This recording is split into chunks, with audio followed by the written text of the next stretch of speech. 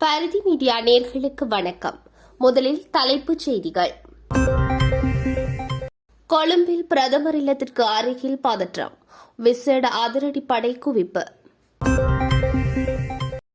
Petrol வரிசைகளுக்கு முடிவு, நாளைய தினம் நாட்டை வந்தடையும் எரிபொருள் கப்பல், தயார் நிலையில் விநியோக நடவடிக்கைகள்.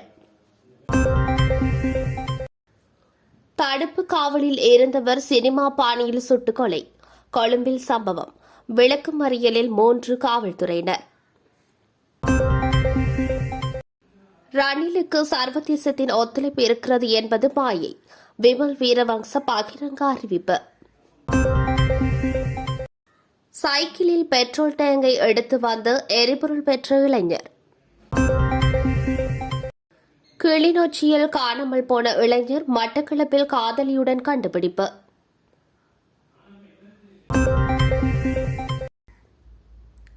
காலிமுகத்திடலில் இருந்து படையெடுத்துள்ள கோட்டா கோகம ஆர்ப்பாட்டக்காரர்கள்.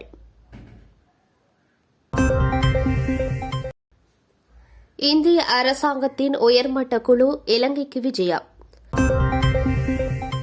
அரசு ஊழியர்களுக்கு மகிழ்ச்சி, வெளியானது விசேட சுற்றறிக்கை. ஆண்டவன் எமது மகனை கொலை செய்தவனை காட்டிக் கொடுத்துள்ளார், பாலசுந்தரம் பெற்றோர் தெரிவிப்பு. வீடு புகுந்து துப்பாக்கி முனையில் மிரட்டப்பட்ட முன்னாள் போராளி, விடுக்கப்பட்ட எச்சரிக்கை. இனி தொடர்பான விரிவான செய்திகளோடு.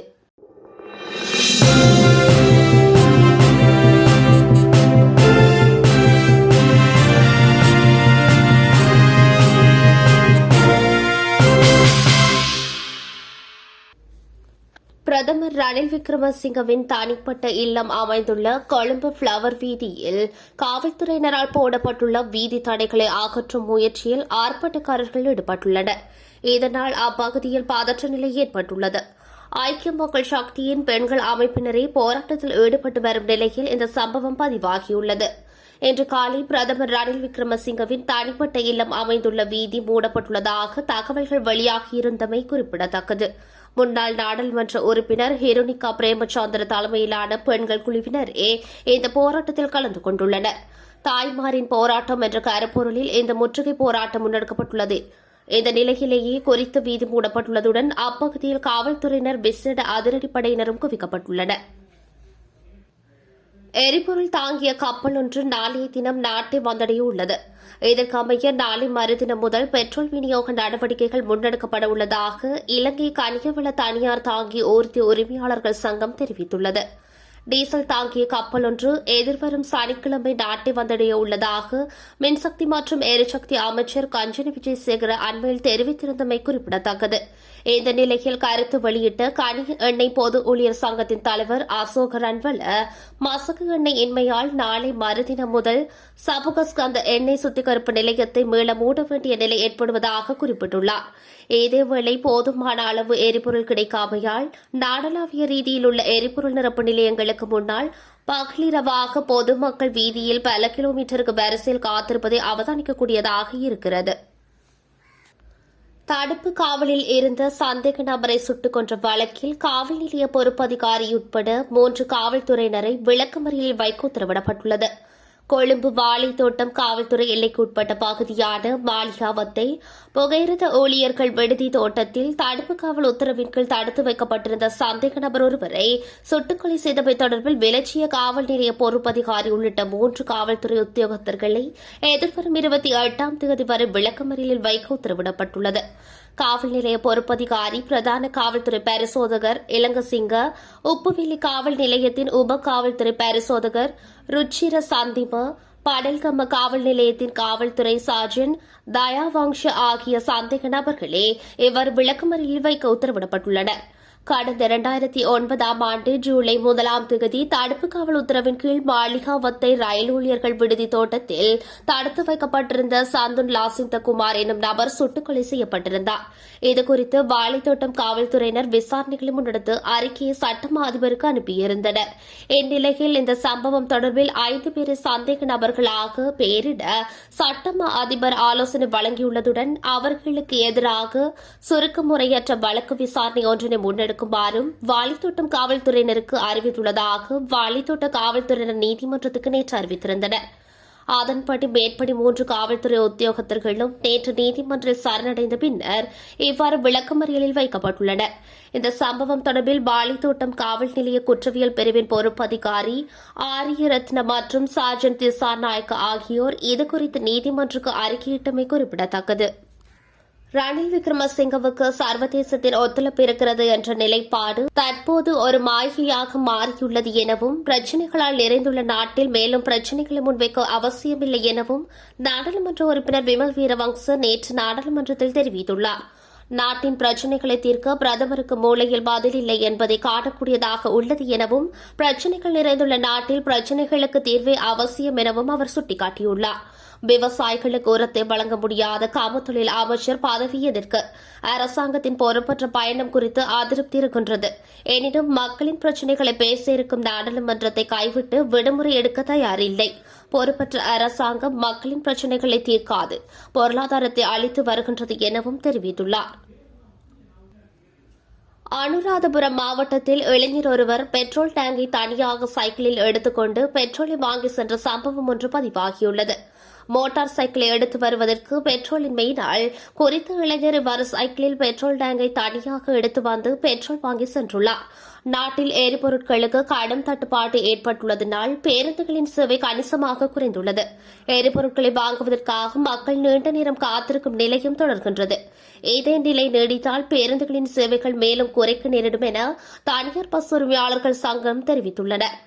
எரிபொருளுக்கு நெருக்கடி ஏற்பட்ட போதிலும் வாகனங்களுக்கு உள்ளேயும் வாகனங்களுக்கு இடையேயும் பேருந்து சேவைகளை முன்னெடுப்பதற்கான நடவடிக்கைகள் எடுக்கப்பட்டுள்ளதாக தெரிவித்துள்ளது. கிளிநொச்சியில் காணாமல் போன இளைஞர் ஒருவர் மட்டக்களப்பு கொக்கட்டிச்சொல்லி பகுதியில் காதலியுடன் கண்டுபிடிக்கப்பட்டுள்ளார். கிளிநொச்சி கனகாம்பிகை குளம் பகுதியைச் சேர்ந்த உதயராஜ் அம்சவர்த்தனை என்பவர் கடந்த 16ஆம் தேதி காணாமல் போயிருந்ததாக கிளிநொச்சி போலீசில் முறைப்பாடு பதிவு செய்யப்பட்டிருந்தது. குறித்த இளைஞன் கிளிநொச்சியில் அமைந்துள்ள தொழிற்பயிற்சி நிலையம் ஒன்றுக்கு சென்றிருந்த நிலையிலேயே காணாமல் போயிருந்தார் என குறித்த இளைஞரின் தாயாரினால் முறைப்பாடு செய்யப்பட்டுள்ளது. இந்த நிலையில் குறித்த இளைஞன் மட்டக்களப்பு கொக்கட்டிச்சோலை போலீஸ் பிரிவுக்குட்பட்ட கட்சியணி பகுதியில் அப்பகுதி ராணுவத்தினரினால் அடையாளம் காணப்பட்டு கண்டுபிடிக்கப்பட்டுள்ளார். குறித்த நபர் அவரது காதலியுடன் இங்கு வந்திருப்பதாக தெரியவந்துள்ளது. மேலும் இச்சம்பவம் தொடர்பாக போலீசார் மேலதிக விசாரணைகளை மேற்கொண்டு வருகின்றனர். காலிமுகத்திடல் பகுதியிலிருந்து இலங்கை போலீஸ் தலைமையகம் நோக்கி ஆர்ப்பாட்ட பேரணி ஒன்று முன்னெடுக்கப்பட்டுள்ளது. குறித்த பேரணி இன்று காலை காலிமுகத்திடலில் அமைக்கப்பட்டுள்ள கோட்டாகோ கமவிலிருந்து ஆரம்பமாகியுள்ளது. கோட்டாகோ கம ஆர்ப்பாட்டக்காரர்கள் 9 பேரை கைது செய்ய போலீசார் தயாராகி வருவதாக கூறப்படுகிறது. இதனை அடுத்து அந்த 9 பேர் உட்பட கோட்டாகோ கம போராட்டக்காரர்கள் அனைவரும் இணைந்து குறித்த கைது நடவடிக்கைக்கான காரணம் என்னவென கோருவதற்காக இலங்கை போலீஸ் தலைமையகத்தை அடையவுள்ளதாக எமது செய்தியாளர் தெரிவித்திருந்தார். இந்திய பிரதமர் நரேந்திர மோடியின் பொருளாதார ஆலோசகர் வி ஆனந்த நாகேஸ்வரன் தலைமையிலான இந்திய அரசாங்கத்தின் உயர்மட்ட குழு நாளை இலங்கைக்கு வரவுள்ளது. விசேட விமானம் மூலம் இலங்கைக்கு வரும் அவர்கள் நாட்டில் மேலதிக பொருளாதார உதவிகளை மேற்கொள்வதற்காக இங்குள்ள நிலைமைகளை மதிப்பிடவுள்ளனர். அதே சமயம் 3 மணித்தியாலங்கள் மாத்திரம் நாட்டில் தங்கியிருக்கும் இக்குழுவினர் ஜனாதிபதி மற்றும் பிரதமர் ரணில் விக்ரமசிங்க ஆகியோரை சந்தித்து பேச்சுவார்த்தை நடத்தவுள்ளனர். இதேவேளை இலங்கைக்கு எரிபொருள் கொள்வனவிற்காக $500 மில்லியன் மற்றும் கடனுதவியை வழங்க இந்தியா முன் வந்துள்ளமை குறிப்பிடத்தக்கது. அரசு ஊழியர்கள் சம்பளமில்லாத விடுமுறையில் தொழில் வாய்ப்புகளுக்காக வெளிநாடு செல்வதற்கு அனுமதி அளிக்கும் வகையில் சுற்றறிக்கை ஒன்று வெளியாகியுள்ளது. இந்த விசேட சுற்றறிக்கை பொது நிர்வாக, உள்நாட்டு அலுவல்கள், மாகாண சபைகள் மற்றும் உள்ளூராட்சி மன்ற அமைச்சினால் வெளியிடப்பட்டுள்ளது. அதற்கமைய சேவை மூப்பு மற்றும் ஓய்வூதியத்திற்கு பாதிப்பில்லாத வகையில் அரசு ஊழியர்கள் தமது சேவை காலத்தில் 5 வருடங்களுக்கு உட்பட்டு வெளிநாடு செல்வதற்கு சம்பளமில்லாத விடுமுறையினை பெற்றுக் கொள்ள முடியும் என அந்த சுற்றறிக்கையில் தெரிவிக்கப்பட்டுள்ளது. முன்னாள் ராஜாங்க அமைச்சர் எஸ் வியாழேந்திரனின் வீட்டிற்கு முன்பாக இளைஞர் ஒருவர் சுட்டுக் கொல்லப்பட்டு 1 வருடம் நிறைவு பெற்ற நிலையில் ஆண்டவன் தனது மகனை கொலை செய்தவனை காட்டுக் கொடுத்துள்ளதாக கொலை செய்யப்பட்ட இளைஞனின் பெற்றோர் தெரிவித்துள்ளனர்.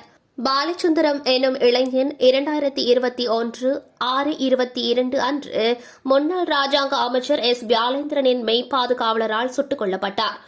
இந்த படுகொலை தொடர்பில் பல்வேறு தகவல்கள் வெளிவந்த போதிலும் இதுவரையில் எந்தவித நீதி விசாரணையுமின்றி வழக்குகள் முன்கொண்டு செல்லப்படும் நிலையில் இந்த இளைஞனின் படுகொலை தொடர்பில் குற்றச்சாட்டு பெற்றோர் தொடர்ச்சியாக முன்வைத்து வருகின்றனர். தனது மகனுக்கு முன்னாள் ராஜாங்க அமைச்சர் எஸ் வியாலேந்திரனின் சகோதரரான மயூரன் என்பவருக்கும் இடையில் ஏற்பட்ட முரண்பாட்டினால் தனது மகன் படுகொலை செய்யப்பட்டதான குற்றச்சாட்டுகளை பெற்றோர் முன்வைத்து வந்தனர்.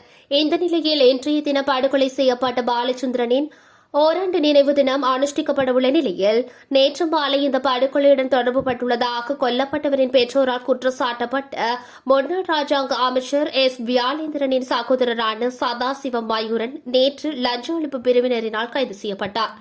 இந்த நிலையில் தனது மகன் படுகொலை செய்யப்பட்டு ஓராண்டு நிறைவு பெறுவதற்கு முன் தமது மகனை கொலை செய்தவர்கள் வெளிக்காட்டப்பட்டுள்ளதாக பெற்றோர் தெரிவிக்கின்றனர். மேலும் நேற்று மாலை முன்னாள் ராஜாங்க அமைச்சர் எஸ் வியாலேந்திரனின் வீட்டிற்கு முன்பாக பாலசுந்தரத்தின் உருவப்படம் வைக்கப்பட்டு சுடரேற்றப்பட்டு அஞ்சலி செலுத்தப்பட்டதுடன் வீதியில் கிடந்து அழுது தமது கவலைகளையும் பெற்றோர் வெளிப்படுத்தியுள்ளார்கள். முல்லைத்தீவு மாவட்டத்தின் சமூக செயற்பாட்டாளரும் முன்னாள் போராளியுமான வேலுப்பிள்ளை மாதவ மேஜர் அவர்கள் தனக்கு துப்பாக்கி முனையில் அச்சுறுத்தல் விடுக்கப்பட்டுள்ளதாக பொதுக்குடியிருப்பு காவல் நிலையத்தில் நேற்று முறைப்பாடு பதிவு செய்துள்ளார். 2ஆம் வட்டாரம் புதுக்குடியிருப்பு பகுதியில் வசித்து வருகின்ற வேலுப்பிள்ளை மாதவ மேஜர் அவர்களுடைய வீட்டிற்கு 15ஆம் தேதி அதிகாலை வேளையில் சென்ற 2 பேர் துப்பாக்கி முனையில் தன்னை அச்சுறுத்தியதாக தெரிவித்தே குறித்த முறைப்பாடு பதிவு செய்யப்பட்டுள்ளது. குறித்த முறைப்பாட்டை பதிவு செய்த சமூக செயற்பாட்டாளரும் முன்னாள் போராளியுமான வேலுப்பிள்ளை மாதவ மேயர் ஊடகங்களுக்கு இவ்வாறு கருத்து தெரிவித்துள்ளார். கடந்த 12ஆம் தேதி கொரந்தூர் மலையில் ஆதிசிவன் ஐயனார் ஆலயம் இருந்த பகுதியில் நீதிமன்ற உத்தரவை மீறி பௌத்த விகாரை அமைக்கப்பட்டு சிலை பிரதிஷ்டை நிகழ்வு இடம்பெறவிருந்த நிலையில் அதனை தடுப்பதற்காக நாங்கள் அங்கு சென்றிருந்தோம்.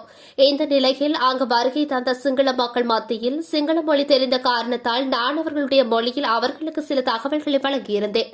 இந்நிலையில் குறித்த விடயங்களை முன்னிறுத்தி கடந்த 15ஆம் தேதி அதிகாலை 1:30 மணிக்கு கைத்துப்பாக்கியுடன் எனது வீட்டிற்கு முன்னால் வந்த 2 நபர்கள் எனது தலையில் துப்பாக்கியை வைத்து மிரட்டல் விடுக்கப்பட்டுள்ளதாகவும் தங்களுடைய பௌத்த கலாச்சாரத்தை அழிக்க முயல்வதாகவும் அன்றைய போராட்டத்தை நான் தான் தலைமை தாங்கி நடத்துவதாகவும் இனிவரும் காலங்களில் இந்த விடயங்களில் தலையிடக்கூடாது எனவும் அவ்வாறு தலையிட்டால் தாங்கள் என்னை சுடுவோம் என்று எச்சரித்ததாகவும் தெரிவித்துள்ளார்.